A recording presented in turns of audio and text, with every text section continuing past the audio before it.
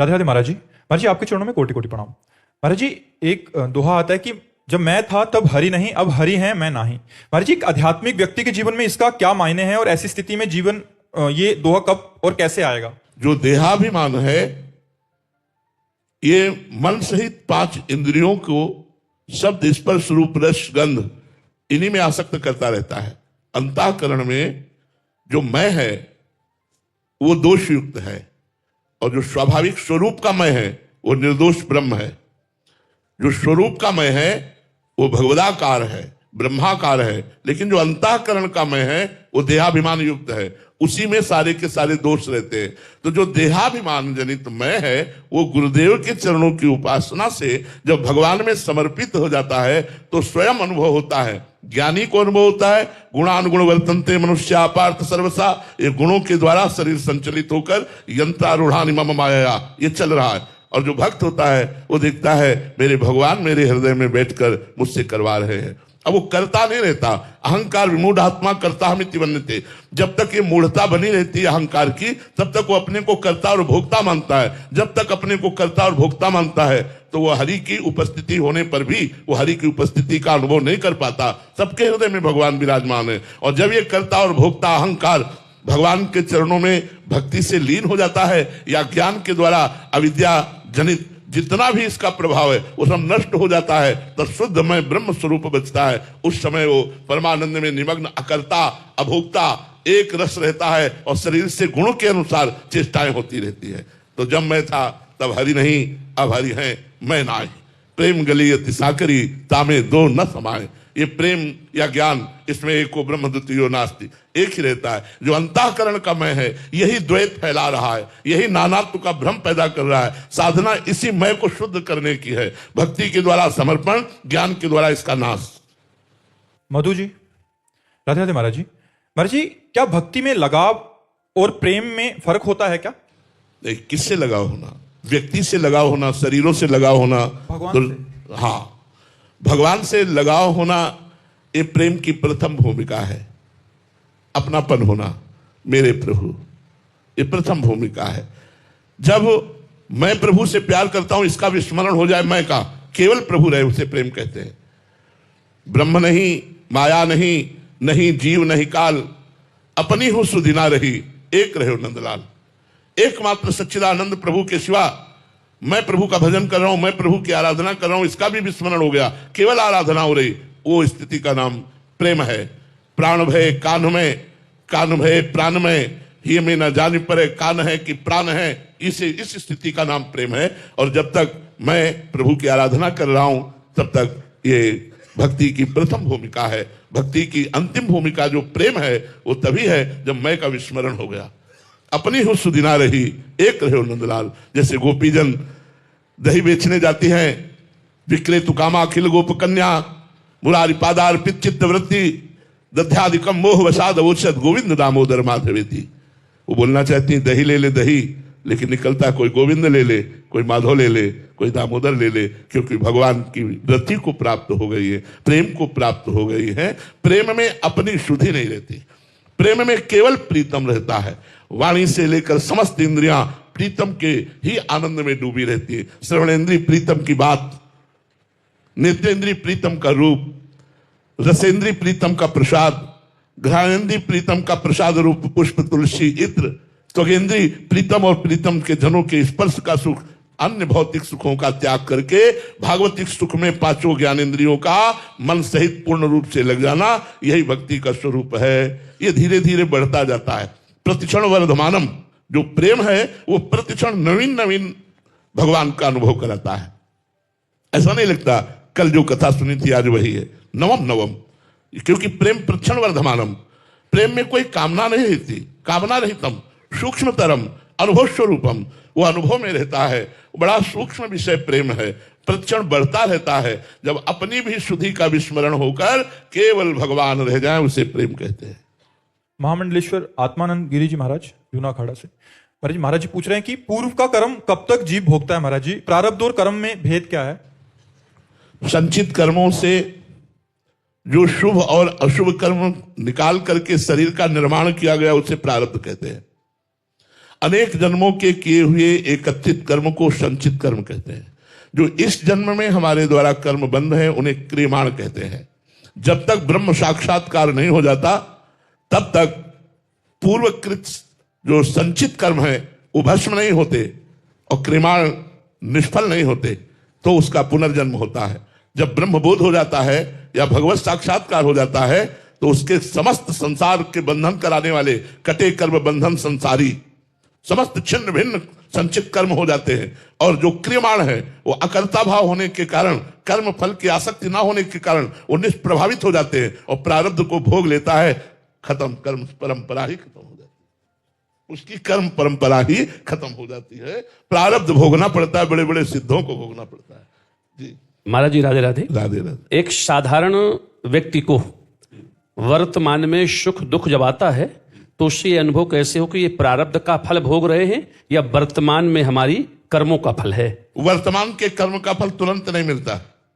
वर्तमान के फल का जो क्रियमाण है उसका फल तुरंत नहीं देखा जाता। जैसे वर्तमान में कोई बहुत धर्मात्मा है लेकिन पीड़ा को प्राप्त हो रहा है, और वर्तमान में कोई बहुत पापात्मा है और बहुत सुखी देखा जा रहा है, वो वर्तमान का नहीं है, उसका पूर्व पुण्य है। वर्तमान में पाप कर रहा है, पूर्व पुण्यों के प्रभाव से वो अभी सुख को भोग रहा है, लेकिन जब वर्तमान का किया हुआ कर्म आगे जाकर फल देगा तो उसका नाश हो जाएगा।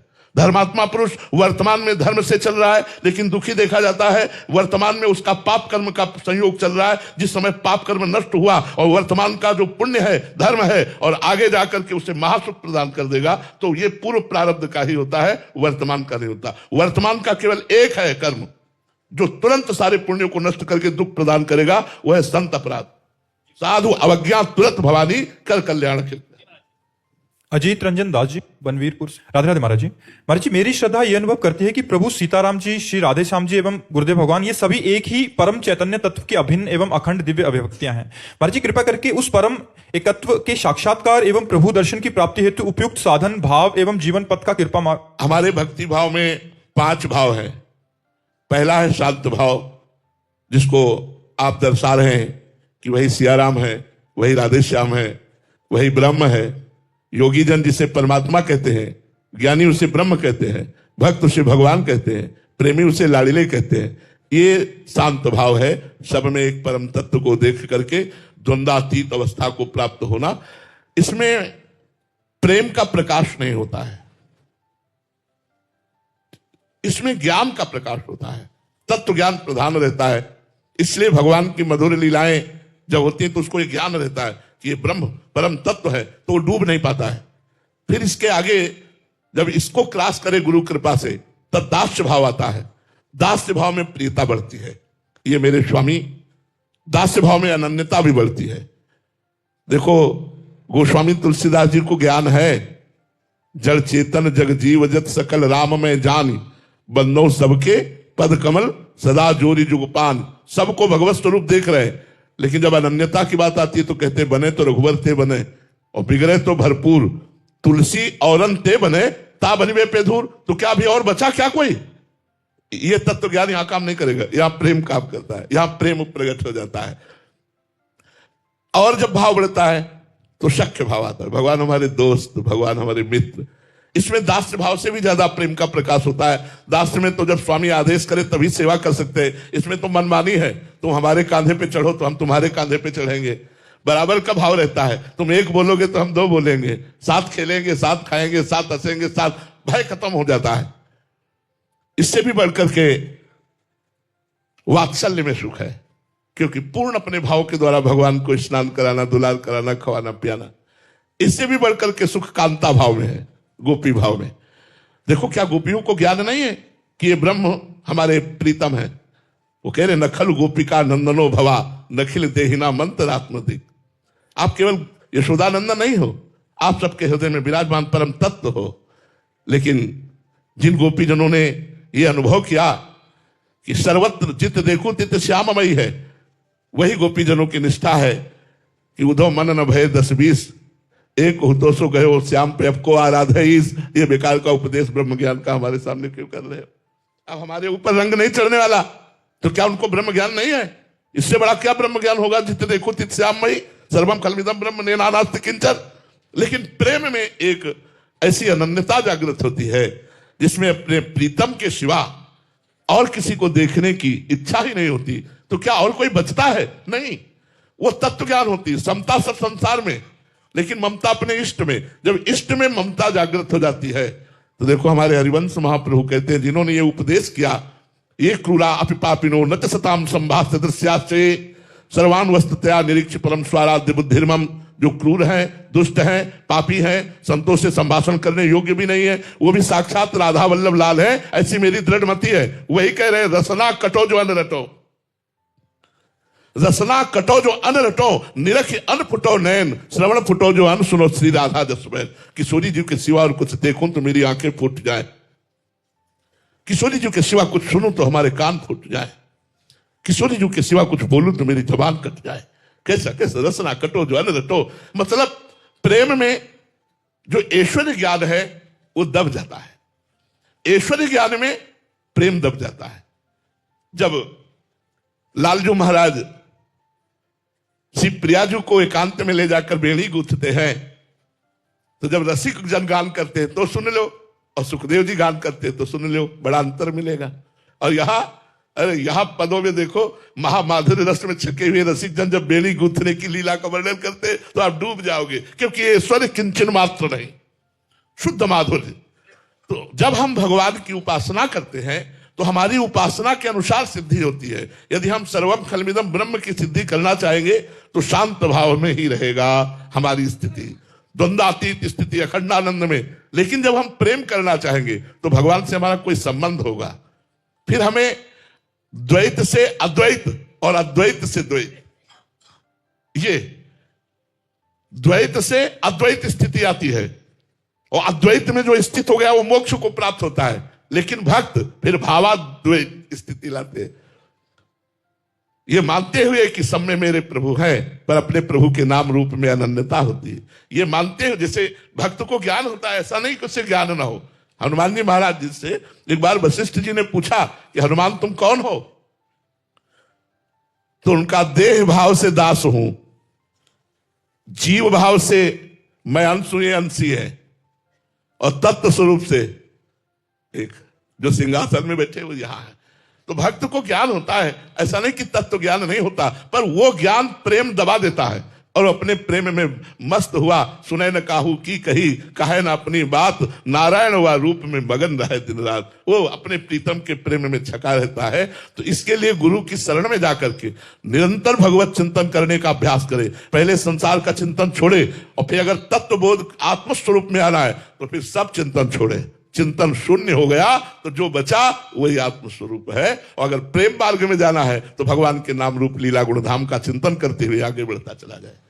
राज बहादुर यादव जी जौनपुर से, राधे राधे महाराज जी। महाराज जी, मैं अहंकार से कैसे बचूं? गुरु की शरण में जाओ, वैद्य हैं बहुत बढ़िया, औषधि कर देंगे। बिना गुरु की शरण में गए अहंकार नष्ट नहीं हो सकता।